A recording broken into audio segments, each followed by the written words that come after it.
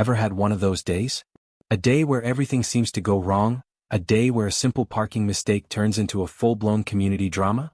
Well, get ready for a story that's just like that, a story about a tow truck, an unmarked police car, and a very surprised HOA president. Before we dive in, if you love stories about suburban shenanigans and unexpected twists, be sure to subscribe to the channel so you don't miss out on more tales like this one. Now let's get to it. The late afternoon sun cast long shadows across the manicured lawns of Willow Creek Estates, a picture of suburban tranquility. A gentle breeze rustled through the meticulously trimmed hedges, carrying the faint scent of freshly cut grass and blooming petunias. Sarah, a young graphic designer who had recently moved into the complex, had just returned from a particularly grueling day at work. Her mind was still buzzing with creative ideas and the pressure of an upcoming deadline. Exhausted, she parked her slightly dusty silver sedan, a reliable but somewhat temperamental vehicle she affectionately called Silver, in what she thought was a perfectly acceptable spot. Unbeknownst to Sarah, however, the rear right tire was a mere inch or two over the painted line, a transgression that would not go unnoticed by the eagle eye of Brenda, the HOA president. Brenda was a force of nature, a woman who ruled Willow Creek Estates with an iron fist and a well-worn copy of the HOA bylaws. Her days were spent patrolling the grounds, scrutinizing every blade of grass, every misplaced garbage can, and every parking infraction. To Brenda, the rules were sacrosanct, and their enforcement was her sacred duty. She viewed Willow Creek Estates as her personal kingdom, and she was its undisputed queen. Her reputation preceded her. Residents whispered tales of her relentless pursuit of even the smallest violations, her unwavering dedication to order, and her uncanny ability to appear at the scene of a minor infraction within minutes. Some residents even joked that she had a network of spies, perhaps even trained squirrels, reporting back to her on the slightest deviations from the established code of conduct.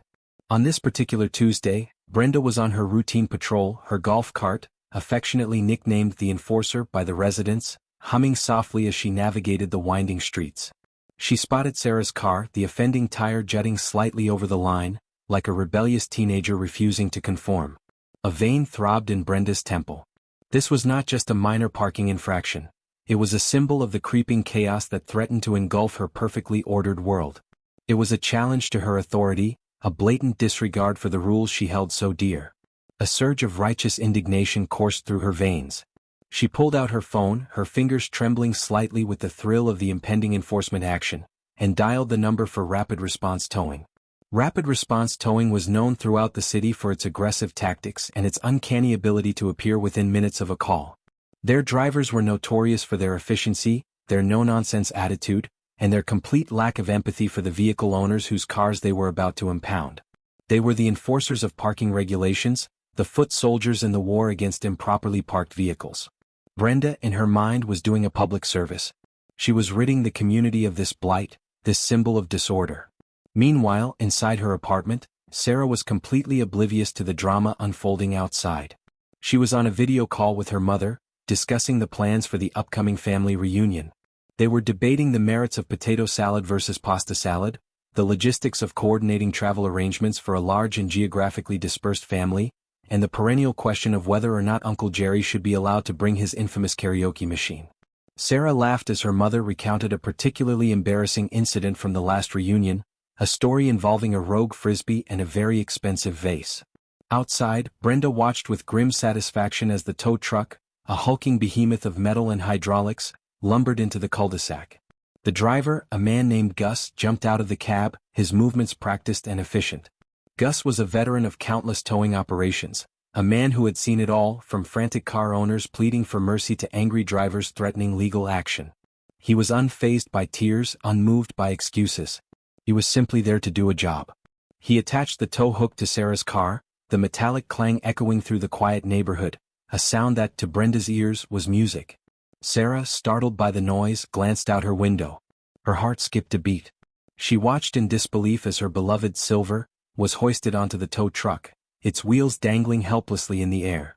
Panic surged through her. She rushed out of her apartment, her hair still damp from her shower, her flip-flops slapping against the pavement. "Wait.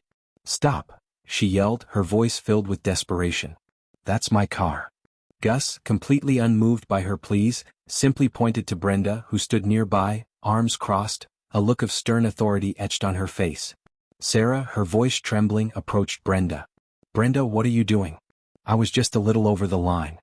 Brenda, her voice as sharp as a freshly honed blade, retorted, rules are rules, Sarah. Ignorance is no excuse. You've been warned. She had, in fact, sent out a rather lengthy email about parking regulations just the previous week, an email that Sarah, in her post-work exhaustion, had promptly skimmed and filed away in the later folder of her inbox. Just as Gus was about to drive away with Sarah's car, a sleek, black SUV, unmarked and inconspicuous, pulled up behind the tow truck. Two men in plain clothes emerged, their expressions serious and focused. They flashed badges that read Metropolitan Police Department. They approached Brenda and Gus, their movements calm but purposeful. Hold it right there, one of the officers said, his voice firm and commanding. That's our vehicle. The air crackled with tension. Brenda's carefully constructed world of order and control seemed to teeter on the brink of collapse. Her face, usually a mask of stern authority, now flushed a deep shade of crimson. Her mouth opened and closed, but no words came out. She stared at the officers, then at the unmarked SUV, then back at the officers again, her mind struggling to process the unexpected turn of events. Gus, the seasoned tow truck driver, looked equally bewildered. He scratched his head, his brow furrowed in confusion. He glanced from Brenda to the police officers, unsure of what to do next. He had towed hundreds of cars in his career, but this was a first. He had never towed a police vehicle before, let alone one that was unmarked and seemingly indistinguishable from any other civilian car. Sarah, still reeling from the shock of seeing her car being towed, now watched the unfolding drama with a mixture of confusion and a growing sense of vindication. She couldn't help but feel a small flicker of satisfaction at Brenda's discomfiture. After all, Brenda had shown her no mercy, no understanding, no leniency. Now it seemed the tables had turned. The taller of the two officers, a man with a neatly trimmed mustache and a calm, collected demeanor, stepped forward. He addressed Brenda, his voice even but firm. "Ma'am," he said, "I believe there's been a misunderstanding. This vehicle," he gestured towards the silver sedan, "is an unmarked police vehicle. We are conducting an undercover operation in the area." Brenda's carefully constructed facade finally began to crumble. Her carefully manicured composure cracked under the weight of the revelation. She stammered, her voice barely a whisper. "Unmarked, police vehicle? But there were no markings. How was I supposed to know?" The officer sighed, a hint of weariness in his eyes. "That's the point, ma'am. It's unmarked for a reason. We try to blend in to avoid drawing attention. It's part of the job." He paused, then added, his voice hardening slightly, "However, that doesn't excuse the fact that you ordered it to be towed. You didn't even attempt to ascertain ownership before calling for the tow truck. You simply assumed." Brenda's face now paled, the crimson flush replaced by a sickly white. She realized the gravity of the situation.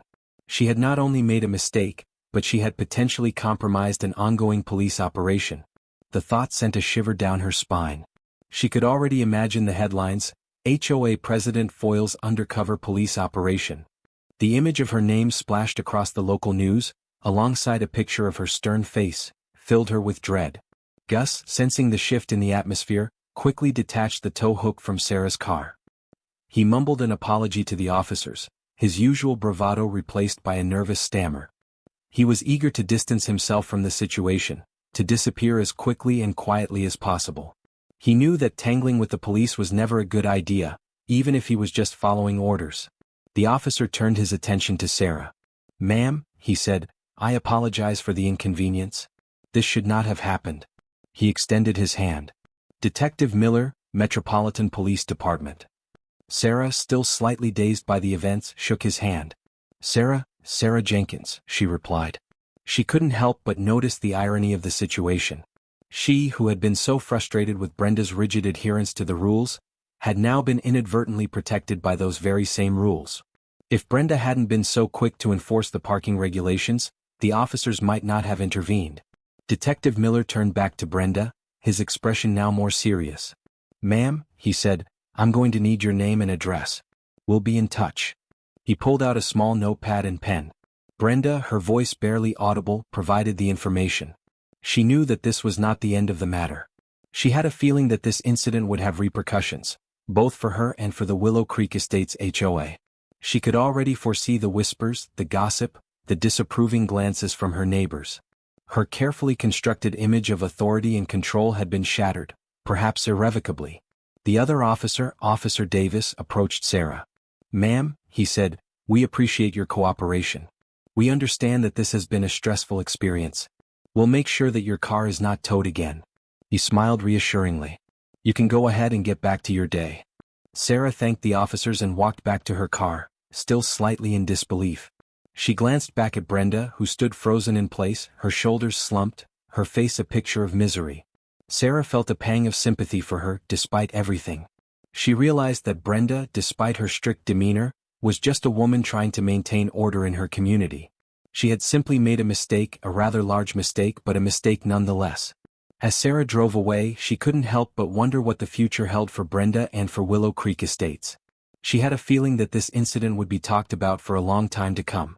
It was a story that would become part of the folklore of the community, a tale of mistaken identity, unexpected twists, and the perils of overzealous enforcement. The news of the tow truck incident, as it quickly became known, spread through Willow Creek Estates like wildfire. The quiet cul-de-sac, usually a haven of suburban tranquility, became the epicenter of local gossip. Residents emerged from their homes, eager to discuss the details of the dramatic event, their voices hushed with a mixture of amusement, disbelief, and a touch of schadenfreude. The story was embellished with each retelling, growing more dramatic and outlandish with every passing hour.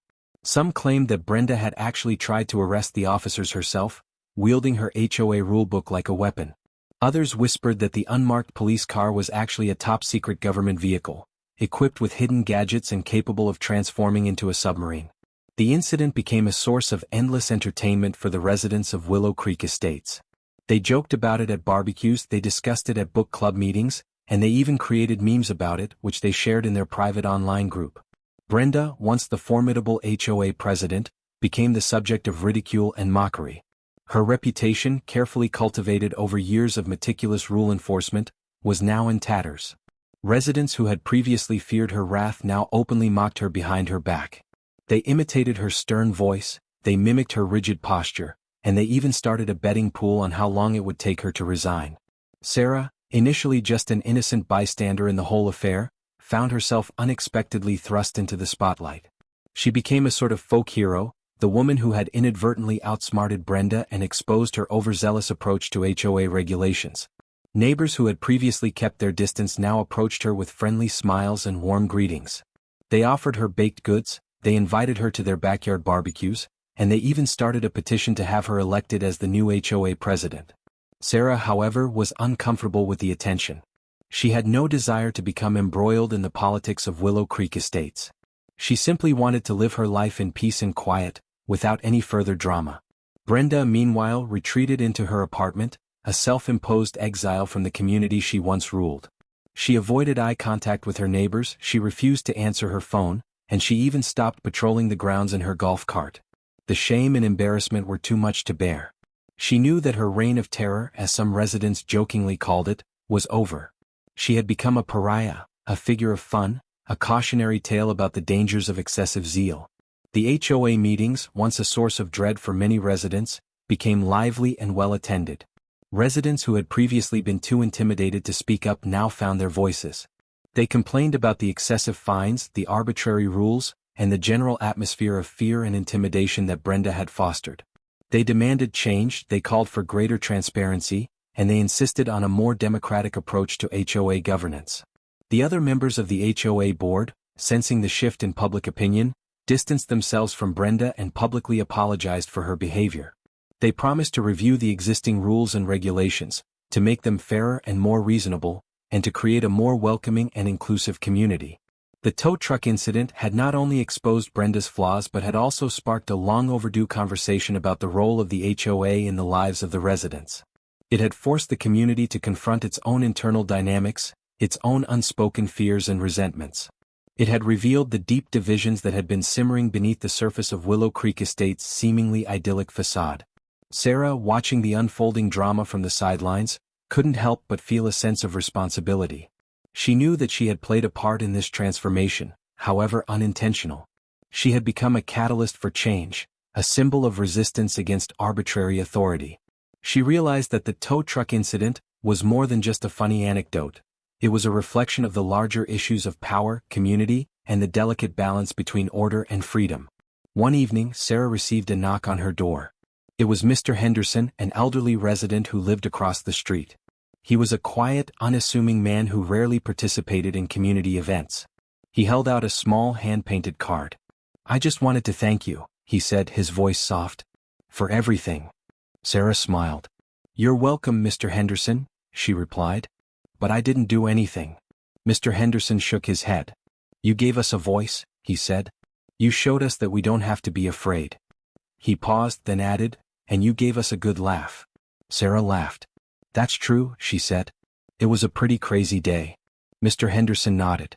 "It was," he said. "But sometimes crazy things are what it takes to make a change." He smiled warmly. "Thank you, Sarah." As Mr. Henderson walked away, Sarah realized that he was right. Sometimes, it takes a crazy incident, a misunderstanding, a tow truck, and an unmarked police car to shake things up, to challenge the status quo, and to remind people that even in the most ordinary of communities, extraordinary things can happen. The aftermath of the tow truck incident brought significant changes to Willow Creek Estates. The HOA, under new leadership, implemented a series of reforms. They revised the parking regulations, making them clearer and more reasonable. They established a grievance procedure for residents to voice their concerns without fear of reprisal. They even organized community meetings to foster dialogue and build bridges between residents. The atmosphere of fear and intimidation that had characterized Brenda's reign was replaced by a sense of community and cooperation. Residents who had previously been isolated and withdrawn now actively participated in community events. They organized potlucks, they formed neighborhood watch groups, and they even started a community garden. Brenda, after a period of self-imposed exile, eventually emerged from her apartment. She was a changed woman. The arrogance and sternness that had defined her personality were gone, replaced by humility and a genuine desire to make amends. She apologized to Sarah, she apologized to the police officers, and she even apologized to the entire community. She acknowledged her mistakes, she admitted her overzealousness, and she expressed her regret for the way she had treated her neighbors. To everyone's surprise, her apology was sincere and heartfelt.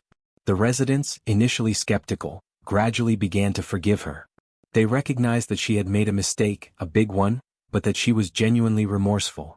Sarah, despite her initial reluctance, found herself drawn into the newfound spirit of community. She volunteered to serve on the HOA's newly formed Community Outreach Committee. She helped to organize social events, she facilitated discussions between residents, and she even contributed her design skills to create a new community newsletter.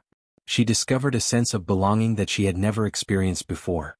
She had initially moved to Willow Creek Estates seeking a quiet and peaceful life, but she had found something much more. A community, a sense of purpose, and a group of people who genuinely cared about each other. The tow truck incident, which had initially seemed like a disaster, ultimately became a catalyst for positive change. It had exposed the flaws in the community's governance, it had highlighted the need for greater communication and understanding, and it had ultimately brought the residents of Willow Creek Estates closer together. It had taught them the importance of empathy, the value of forgiveness, and the power of community. One warm summer evening, Sarah was sitting on her patio, enjoying the gentle breeze and the sound of laughter drifting from a nearby barbecue. She reflected on the events of the past few months, the dramatic tow truck incident, the subsequent upheaval, and the eventual reconciliation. She realized that the story of Willow Creek Estates was not just a story about a mistaken towing incident. It was a story about human nature, about the complexities of community living, and about the potential for growth and change.